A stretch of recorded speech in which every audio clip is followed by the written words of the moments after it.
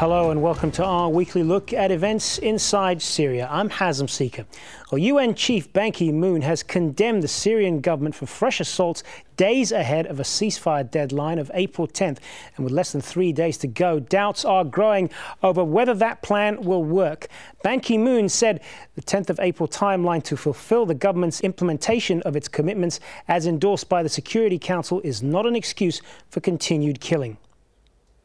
Well, activists say that at least 360 people have been killed since April 1st, when the Syrian government announced it would accept the ceasefire plan. Turkey has also said that the rate of Syrian refugees had doubled since the President Bashar al-Assad had agreed to implement it. So let's take a look at that six-point plan brokered by former UN Chief Kofi Annan.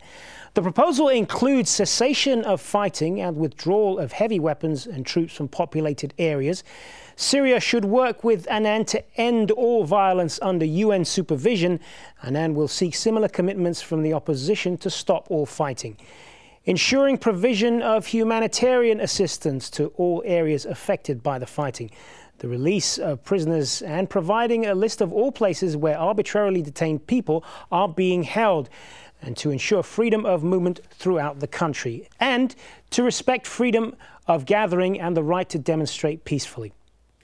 Well, Syria's ambassador to the UN, Bashar Jafari, has made it clear that the common understanding between his government and Kofi Annan is that the Free Syrian Army will not fill the vacuum when government troops pull back. The Syrian government is committed to making the mission of Kofi Annan a successful one.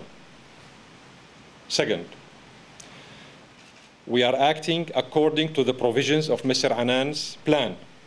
Third, Mr. Annan's plan, acknowledged in the negotiations with him as well as with his teams in Damascus, acknowledged the government's right to protect the civilians from the armed groups. Number four, the withdrawal of the heavy weaponry will take place by April the 10th. Number five, we need a crystal-cut commitment and a guarantee by Mr. Annan himself, after he consults with Qatar, Saudi Arabia, Turkey, and the others, that once the government will observe and will respect the end of violence, the other parties will do the same and will not fill the vacuum. Well, Annan's plan also includes a detailed timetable to enforce the proposed ceasefire. On the 10th of April, the government must withdraw troops and heavy weapons such as tanks from towns, cities and villages. Within the next 48 hours, the ceasefire is to be implemented on the ground, with the onus on the opposition to follow the government's lead. By 0300 GMT, that's 6 in the morning local time on the 12th of April, all forms of violence must be stopped on all sides.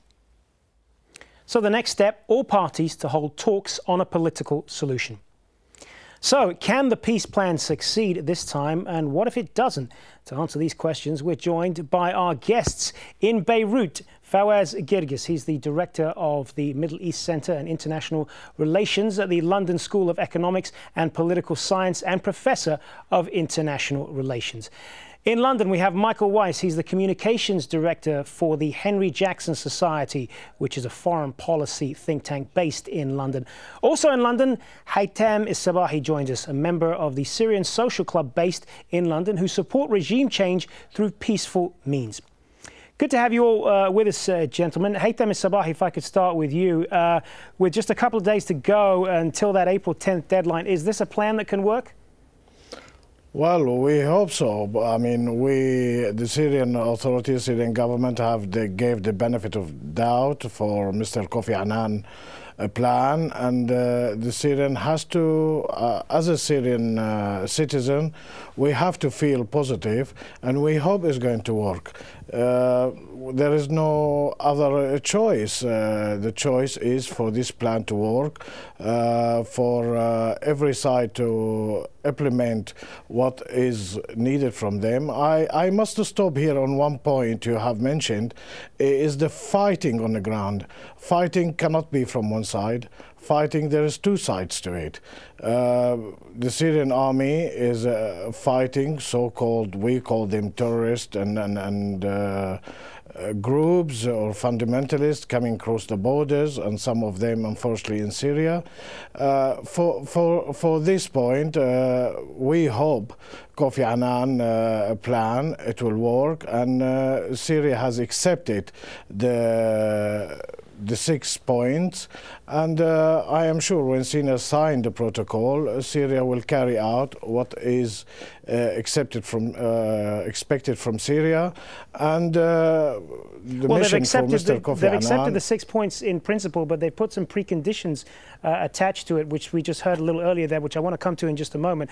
But Fawaz Gerges, I want to ask you, what do you think is going to happen on April 10th? We've seen very little indication on the ground that government forces intend to comply with the ceasefire, and from their standpoint, don't they risk giving up large areas of territory to the opposition?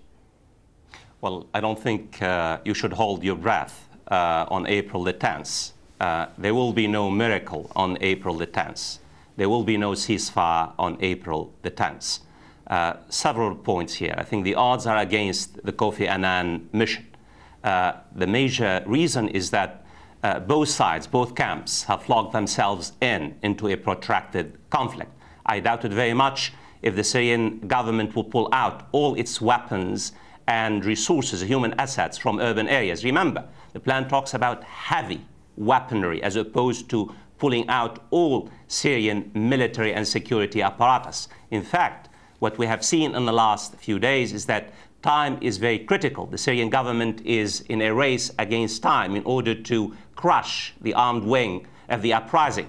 The Syrian government is waging all-out offensive in order to gain as much territory as possible and expel the rebels from certain urban areas. And keep in mind, the Syrian government has made it very clear it insists on the rebels disarming and accepting a crystal clear commitment from Mr. Annan to a ceasefire on the part of the rebels. Well, when we talk about the rebels, Hazem, there is no command and control. There is no centralized authority. You're talking about people's revolt. You're talking about multiple dozens of factions and groups. The rebels don't take orders from one particular authority, and that's why it seems to me, and what we have seen in the last few weeks is that the rebels are not only positioning themselves for the long run, they have money and they're trying to get more arms because I think they realize this will be a protracted, a bloody struggle. We're talking about not just months, we're talking about probably a year or two, Hazem. Yeah, I mean, your point about the opposition and the nature of their command and control, that's something I want to put to Michael Weiss. I know where you stand on the Syrian government, but do you even think it's possible for the Free Syrian Army, the way their leadership is structured, to even adhere or implement a complete ceasefire, which has been asked for? I mean, because let's face it, their leadership is pretty incoherent, to say the least, and their supporters would freely admit that. Yes, no, I mean, there's been some signs of increasing organization.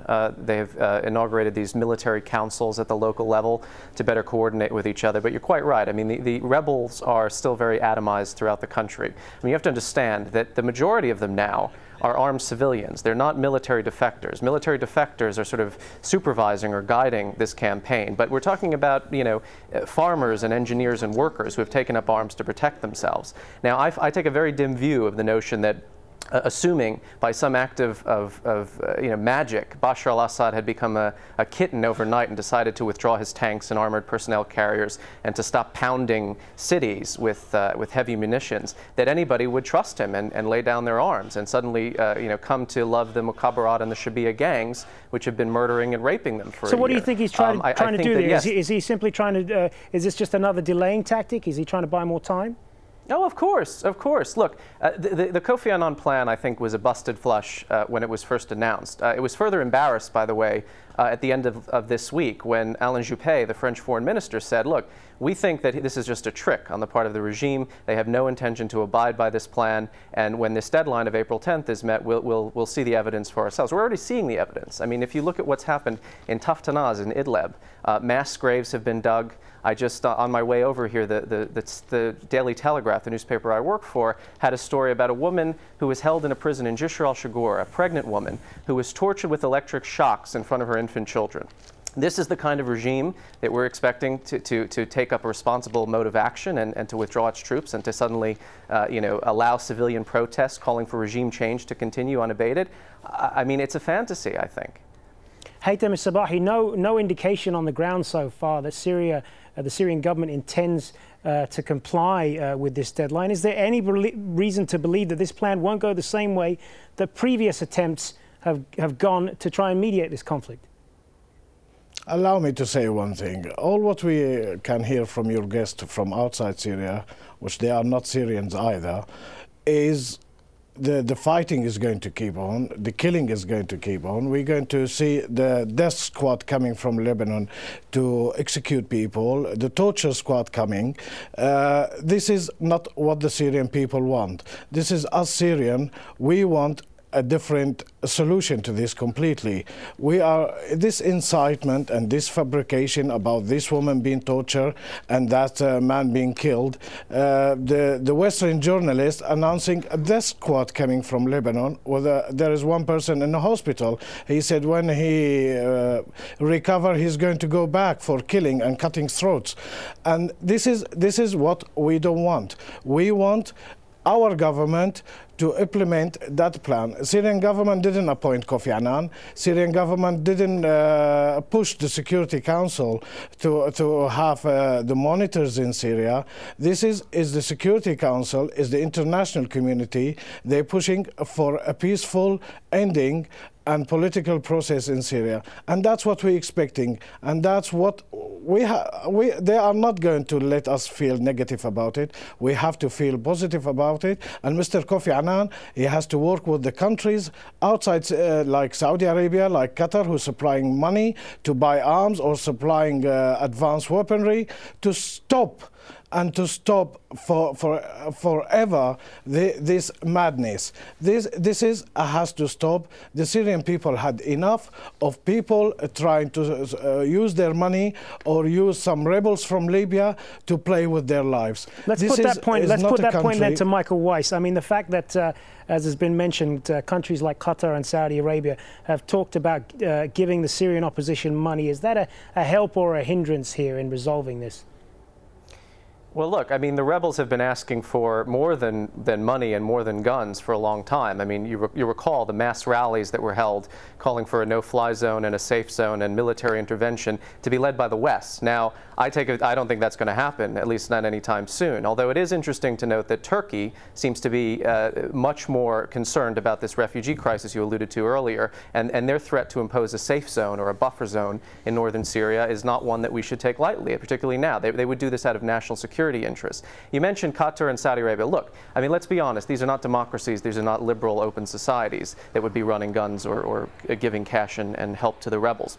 I would prefer if this role were taken on by the West, by the United States and European powers, who could be more responsible in the way this material would be distributed. Coming away from the Friends of the Syrian People But does it matter who they're getting the guns from, whether it's Qatar or Saudi Arabia or Western powers? It depends, I mean, it's still on which groups. The conflict, isn't it? Look, yes. Well, the conflict is going to be perpetuated whether you like it or not. I mean, this is I think, the key takeaway. The regime shows no signs I mean, this fanciful notion of political dialogue. The regime had a full year to implement some form of political dialogue. It took that year to further repress and to further commit atrocities, and it's doing that now with this Kofi Annan plan. Who are you going to have a dialogue with? The Free Syrian Army I've interviewed countless rebels, okay? They all say the same thing. We're fighting for victory or until death. And if you don't take that seriously and you assume that suddenly, miraculously, there's going to be some kind of national reconciliation, I mean, I think you're living in a dream. What Syria is hurtling down toward is failed statehood. This is inevitable if this conflict carries on, and I quite agree with Fawaz. I think that this could last for another year or two. It's going to be bloody, but it's going to be bloody whether or not anybody does anything about it. I mean, the rebels are not going to simply melt into thin air and stop fighting, even if they're not getting guns from outside. If you talk to them, let me say the theme of the discussion today is the prospects of Kofi Annan. And one of the major points that has been made is that basically there is no common ground. There is a deficit trust a river of blood has been shed between, in Syria. That's why internally, I don't think either camp is prepared to sit down and talk. The rebels say they will never sit down with the Syrian government, point one. But the second point that has not really been, has been alluded to is that what we have seen in the last few months is that the internal struggle in Syria has been regionalized and internationalized.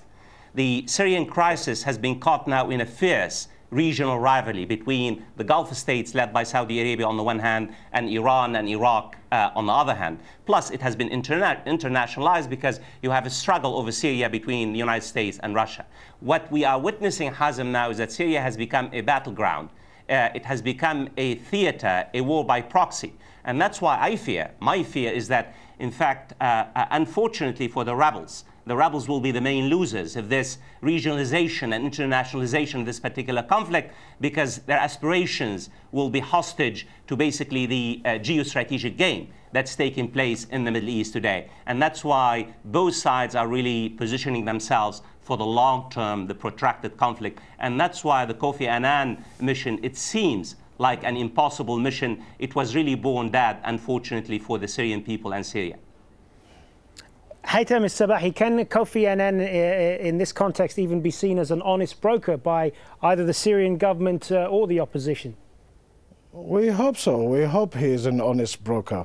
All what I could hear is like Syria running the United Nations and Syria running the Security Council and Syria doing all this and sending Kofi Annan to Damascus. This is, I don't understand why they pushing, they're the one who they went to the Security Council. The SNC, they pushed for the Security Council. Qatar and Saudi Arabia, they want the Security Council to do something. The Security Council came with a solution to send Kofi Annan with a plan to talk to the Syrian government to implement those plans and to implement actually the whole plan led by the Syrian Authority. This is what the plan is all about, and Syria has accepted. Why this is outcry from everybody saying, no, United States has to carry something, or Britain has to do something, or Qatar. And these people, if they want to, these countries actually, if they want to do something before, they've done it by now. They cannot do it. There is a new order in the Middle East, and a new orders, and that's what Syria fought about. And this is, these people, they don't read the scenes around regionally or internationally.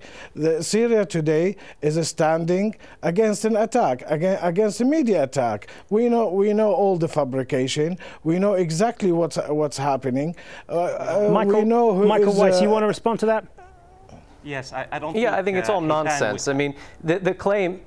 I'm sorry. Go ahead, Michael Weiss. I'll let you respond, and then we'll go to Fawaz. No, look, this notion of an international conspiracy against Syria. I mean, this has been the regime's propaganda line from day one. There is no international conspiracy. If you look at the behavior of the United States and the West, they've taken a very quiescent approach to this crisis. I mean, Fawaz is correct. This has been internationalized, but guess who the players are? Iran, China, and Russia. Okay, Russia and Iran have been funding the regime's murder campaign. It's been sending weapons and material into Syria since the beginning of the uprising. Iran has helped Syria. The regime has made $80 billion skirting sanctions because Iran has helped send oil to China. Okay, these are the players that are using this as a geopolitical sort of chessboard. The United States, its original policy, if you look at back in September, October, what President Obama said was to call for regime change by endorsing the Kofi Annan plan. I think this is the first time in U.S. history where a policy of regime change has been rescinded for one in favor of this reconciliation with the dictatorship of Bashar al-Assad. I think that if this is some kind of geopolitical conspiracy, it's being played very poorly by the Western actors, and indeed even by the Arab League. Hazem, you asked the question, is Kofi Annan seen as an honest broker? And the irony is neither the Syrian regime nor the opposition really see Kofi Annan as an honest broker. In fact, the Syrian Authority view Kofi Annan as an envoy of the Arab League and the United Nations, which are seen by the Assad regime as part of the conspiracy against Syria, as you all know. In fact, you might say, so why did Syria accept the Kofi Annan mission? Simply because once Russia supported the Kofi Annan mission, Syria had no choice but to accept the mission. Everyone says they accept the Kofi Annan mission, including Russia and China and Iran and the Western powers. Yet, the opposition, too, is very upset, as you know, Hazem, with Kofi Annan, because Kofi Annan made strong points about the fact militarizing the uprising is disastrous. He is on record saying foreign intervention, military intervention is bad for Syria. So here you have Kofi Annan. We're talking about the prospects for Kofi Annan, yet both the Syrian regime and the opposition are deeply suspicious of Kofi Annan. I want to ask you as well a little bit more about Russia's position on this, Fawaz. We heard that there were the comments from the Russian foreign minister basically saying that you can arm the Syrian opposition to the teeth, but they still won't be able to defeat Bashar al-Assad. How much is this an indication of where Russia's position, though it may have shifted somewhat, it's basically still the same here, isn't it? Hazem, despite everything that you have heard about Russia, and read the press, whether the Daily Telegraph or the Guardian, we are, surprised, really surprised by the consistency and the vocal nature of the Russian position. The Russian position has not changed. They view the conflict in Syria as part of a civil war. The two sides of the same coin. And that's why, in fact, Russia's position in the Security Council has neutralized the Security Council. Even if the Kofi Annan peace plan fails tomorrow or fails in the next few days, Russia's position will not change, because Russia's position, look, after the Istanbul conference, the Russian position was very critical of the Western powers and the Gulf states, because you're saying on the one hand you accept the Kofi Annan plan, on the other hand you provide money in order to pay the salaries of the soldiers and the activists and obtain arms. And that's why it seems to me the Russian position truly is one of the most pivotal positions, and it has sustained and supported and allowed the Syrian regime to say we are not isolated.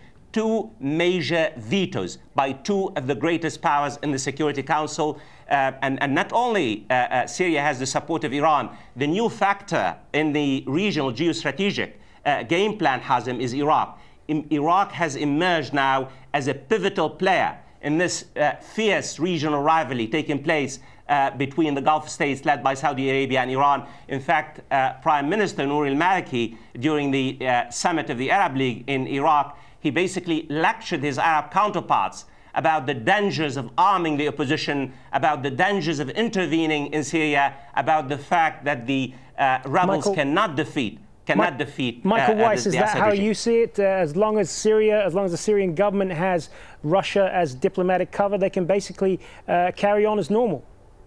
Yeah, I think until and unless, by the way, the United States enters into kind of a Balkan-style scenario for intervention without UN Security Council approval. I mean, I mentioned Turkey earlier, which could invoke the right to self-defense because its own national security is being compromised by this refugee crisis. I think Fawaz has got it exactly correct on Russia. But there's another point here. People made the misassumption early on that all the Russians care about is control of the port of Tartus, and that if the Syrian opposition had promised them that they could maintain control of that port in perpetuity, suddenly the Russians would back off. Well, the SNC, the Syrian National Council, basically offered the Russians exactly that, and they turned them down. You have to understand the way that Vladimir Putin's Kremlin perceives this conflict.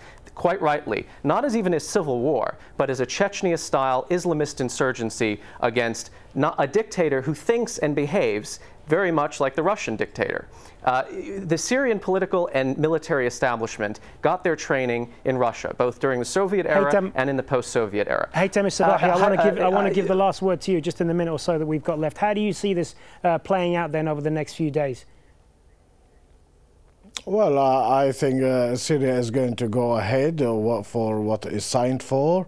And let's see the pressure from the outside, from what is called the SNC or rebels, or I don't know, there's different names. I want to correct something here. Sergei Lavrov said if you arm the rebels to the teeth, they cannot defend the Syrian army. He didn't say Bashar Assad. The Syrian army are prepared to fight, we know, Israel for a long period. over 7 to 8 months. The Syrian army doesn't need weapons from Iran. Yes, have a strategic relation with Russia. All have a Russian. That is going to have to be the forces. last word. We're going to have to leave it there. Thanks very much for your perspective, gentlemen. To our guests in London, Michael Weiss, in Beirut, Fawaz Gergis, and also in London, Hayten Sabahi. Thanks very much for your time.